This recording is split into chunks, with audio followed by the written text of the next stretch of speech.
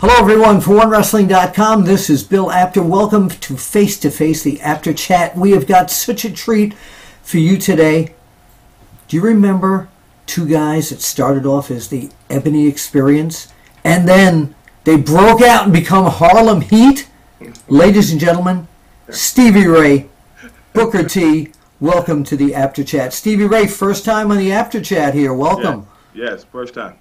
And Booker T, I haven't seen you since we had lunch with Kathy Fitzpatrick and Alex Domsky at Legends of the Ring in New Jersey. We got so many comments of people saying, Apter, why didn't you leave him alone so he could eat his lunch by himself? Did that offend you? Did you have a good time? You know, man, only a couple of people in life, you know, can get away with something like that. You and Brian Knobs. Brian, so I'm one of the... So yeah, I'll put you in that category. I'm equal to a nasty boy. Hey, bro, that's good company right there. I had a lot of good memories, good feuds with the Nasty Boys coming up. It is. Oh, your feud. You know, I was going to ask you before we talk about so much that we want to talk about. Again, the PWI Awards, when I worked for them, it was such a pleasure to present both of you with those awards. I mean, back in the day there when we were all on TBS, that was really, wow. I mean, tell us about those days when you received the PWI plaques. I mean, for me, I still got the plaques on my wall in my game room. I got a golf room, actually, and I got that all those plaques, breakout wrestler of the year, tag team wrestler of the year, it was great. It was great, you know what I mean? Actually, to be presented with awards like that, for me, it let myself as well as I think my brother know that we were on the right path of becoming, great, in the business, and that's what I hope was to be the greatest tag team that ever put on a pair of boots. Yeah, Stevie, what is it that made you guys rise above so many of the other tag teams? I think at the time when we came along, tag team wrestling pretty much was decimated at the time. The 80s was the time for the great tag teams. And I think when Stevie Ray and Booker T came out, there's two things we used to talk about. That, hey man, we want to be on the map. Not only we want to be on the map, we want to be the map. We want to be the tag team that everybody looks at like they looked at the Road Warriors back in the 80s. So, and that's what we set out to do. But with a little supercharging and a little turbo attached to it. Yeah. In the form of Sherry Martel. I was just going to ask you that. Out of all the managers that you had, Gary Hart, Colonel Parker, Sherry Martel, Miss Jackie. I mean, what was your? Could you pick? Was Sherry the favorite of all your managers? I mean, for me, Sherry was the fuel to the fire of Harlem Heat. There was a lot of candidates out there, to be the manager for the Harlem Heat. A lot of people wanted to be a part of that group.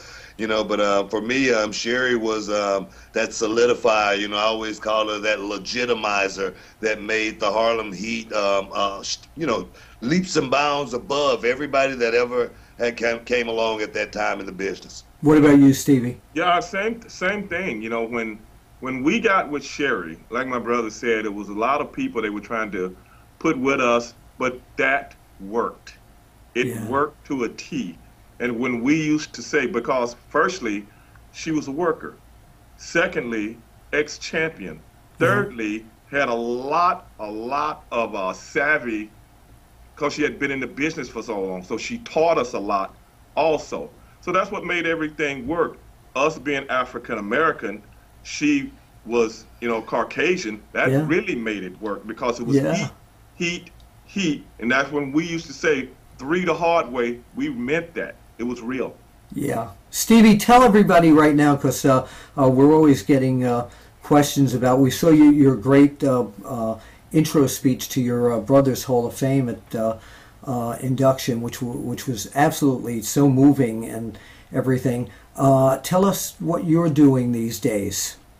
Well, actually, I own a small trucking company, and I still dabble in wrestling things here and there, you know what I'm saying? As well as working with my brother at ROW now. That's basically what I've been doing, just laying low. I'm the kind of person that kind of got burnt out with the business, Yeah. burnt out with guys like yourself. Don't take it personal. You know what I'm saying? Don't take it personal. But I you know, will, but no. the business was a mental strain for me in a lot of ways, and I just needed to get away for a while, and that's why I just kind of like laid low. And but I got the bug again because of my brother. Uh, doing things with him and some of the small things I do on the side also. I got the bug again. So now I'm hyped up. I'm hyped up and I'm excited, man. Yeah, About you never, it's amazing because some of the people in this business that say, that's it, I've had enough, I've retired, the bug is always going to come back again. It's something that never, I mean, Luthez did it, until near the time he passed. I mean, you right. just, you can't, Look at Jerry the King Lawler. I was just with Jerry over in St. Martin this right. this past couple of days, and Jerry looked just like the Jerry of old, still in the ring doing the thing, So oh, he's still wrestling with Bill Dundee and all those guys. He was in the main event out there with Matt Hardy and Carlito. What are you talking about? Yes. What about, we do get the question, and of course I want to talk about reality wrestling, but we do get the question about maybe even for a nostalgic visit because the New Age Outlaws came back for a little while. What about in the WWE? Do you think we might see Harlem Heat reemerge one of these days? You gotta understand, we were much bigger than the New Age Outlaws. But but when we come back, it's got to be a grand occasion. And my thing is, I always never say never. I know the fans want to see a Harlem Heat reunion. They definitely want to see, Harlem Heat one last match, from Harlem Heat. So definitely, I'm trying to keep myself in shape. The call is going to come, but it's got to be a whole lot of scratch, man. It's got to be a whole lot of money before Booker T and Stevie Ray put our boots back on and go out there and do our thing. But never say never. So if there was one team that you could pick that you two would want to go against at this point, is there a team in mind if you came back? For me, I think it would be the Dudley boys because they always talk about them being so many time tag team champions, and I always tell those guys you can't count the ECW championship because that was a local group. You know what I mean? You can't. Well, we're gonna get a lot of comments on that one. You can't put Hustle in there either because come on, they was an underneath group over in Japan. You can't call that a world title. So in essence, my goodness, they probably got about 5 or 6 world championships. So I would like to prove to the Dudleys that Harlem Heat is leaps and bounds ahead of the Dudley boys ever was. So if the Dudleys make a return to the WWE down the road, that's the team you guys would want to go after. That's my brother's choice. What is yours? My choice, because see, me and my brother kind of looked at Harlem Heat like Larry Holmes. Oh, yes. You know what I'm saying? Larry Holmes was the heavyweight champion for 7.5 years. Yeah, we've had him on the show here, by the way. Okay. And every other champion underneath that, like the Mike Weavers of the world, the WBO, who knew him? Who cared? Because so the way we look at Harlem Heat, we were the legitimate heavyweight tag team champions of the world, taking nothing away from those guys. But at the end of the day, they know we would have ate them like collard greens. And still will. And still will. And still will. Unbelievable. Okay, so we will see. We will see. The Steiners are still around too. We beat up on those guys already several times. Steiner and tractions. So and Scott Steiner tractions. So the possibility of you two reuniting one more time in the WWE, possibility.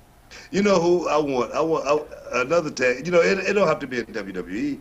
That's of course, I mean, it would be great there. We'd be, big if it was a WrestleMania thing or whatnot. But that ain't what Harlem Heat's about. Harlem Heat is about just going out there and showing the world that we're still here. We're still doing our thing. If it happened in WWE, great. If it happened in reality of wrestling, it would even be better. But it's a lot of it's a lot of groups out there. It's a lot of people out there wishing Harlem Heat get together so we can go out there and have that. That's why I brought it up.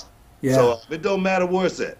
Okay. One thing that I'm proud of, and I'm quite sure my brother's proud of also.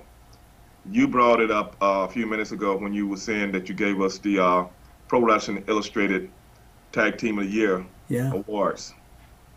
One thing that I'm really proud of is the fact that Harlem Heat single-handedly brought tag team wrestling back to the forefront in professional wrestling at that time. And that's something that no titles and all that stuff can ever take away, because we were the focal point of tag team wrestling for a good 4 or 5 years straight, consecutively, and that'll never die. And to add on to that right there, perhaps we won 10 tag team championships in WCW, but I can honestly say that the biggest tag team championship, that catapulted us, was the global tag team championship. Oh, sure, I remember that. Night. When we won the global tag team championship, that night was as big as any night that we had ever had in the business thus far, and even after, in my opinion. Yeah, mine too. I have to agree. All right. So now let's talk about reality of wrestling. Depending upon when people are watching this, okay, because we're taping this on July 22nd, 2014, and you've got a Booker, this is your baby, this show. This is your promotion, because we've had you on before and we've discussed this. And this coming Saturday night, what's our date? We're talking July 26th. July 26th, and tell everybody where this is going to be. Oh man, July 26th at the Humble Civic Center here in Houston, Texas. It's going to be a historical night for us, first and foremost. Being able to go out there and do what we do, as well as honor, Paul Bosch, the guy who, fueled me to actually be able to go out here and do this. But it's our first internet pay-per-view. You can go to realityofwrestling.com, log on to get the information. It's going to be $4.99. Tickets that night are really, really cheap. Front row is already sold out, but right now, tickets that we still have on sale, I think they're $16.50. So everybody can, come out there and have. You can bring your whole family. You can bring grandma. Tell us, beside the two of you being there, tell us about some of the other incredible stars that have lending their name to this. Oh man, Teddy Long, definitely, he will be there. Special guest general manager Jinder Mahal, he will be there as well. Carlito will be taking a bite out of the apple as well. Brother Devon, somebody we was just talking about. Oh yeah. Is going to be making an appearance. Who I didn't know at this time. I didn't know at this time that this guy was on the card. Yeah. So I will seek. I will unleash my Samoan beast on him. Wait a minute, calm down. As well as you got somebody else to deal with. Diamond Dallas Page. That's why I was doing this. In the house doing it. I had to give Diamond, the big build up. He always got to go last. Diamond, he want to hit somebody first. He want to hit somebody with that cutter. So Diamond Dallas Page will be in the corner of the Mysterious Q, as well as Stevie Ray will be in the corner of the Samoan Beast, and that will be for the Reality of Wrestling Heavyweight Championship, as well as it will take place inside the confines of the steel cage. So it's going to be a great match. A lot of other action going to be going down. We're going to be crowning our first diamond in our diamonds division. That is our females. And that's going to be totally off the hook, as well as some more surprises that I just don't want to give away at this moment in time just yet. Wow. So you've got to be there this coming Saturday night. If you're watching this afterwards, we will have a full report sent to us by by your publicist there, Mr. Charles Rice. Am I correct? Yes, he will send that to us. Right. Great. Thanks for giving Charles that plug right there too. And again, the website is realityofwrestling.com. realityofwrestling.com. You can follow me on Twitter at Booker T5X, as well as you can follow me on Instagram at Booker TROW. That way you can stay locked in, get all the information leading up to Saturday night, Summer of Champions. It's going to be our first internet pay-per-view, and I'm telling you, you like Mean Gene used to say, you don't want to miss out. You don't want to get shut out. You better get out there and get your ticket, son. Hey, before we let you go, and that's going to be a great show, before we let you go, Booker, SummerSlam is in the very near future. Yeah. And it was announced on Monday Night Raw that the man who will be challenging John Cena for the World Heavyweight Championship, he's back, Brock Lesnar. Beast, yeah. Your prediction? Oh man, I gotta go with the Beast. I gotta go with Brock Lesnar, especially after breaking the streak at WrestleMania. Looking in John Cena's eyes, seeing the guy got a lot of wear and tear on his body right now. He's been going long and strong for the past 10 years straight without a break. You know what I mean? Other than, of course, injury. It's the only time you see John Cena, taking any time off. And I looked in his eyes last week, and I could just see the road wear on him. And Brock Lesnar is a guy who's been sitting at home. He's well rested. He's coming back off the biggest win of his career, and he's looking to go out there and solidify his greatness now by becoming the WWE World Heavyweight Champion all in one night at SummerSlam. And trust me, I got a lot of great memories from SummerSlam. So definitely, I'm looking forward to being in LA, baby, where all the stars come out. It's going down, SummerSlam. And of course, you can get that if you subscribe to the WWE Network. Only $9.99 a month. How can you resist?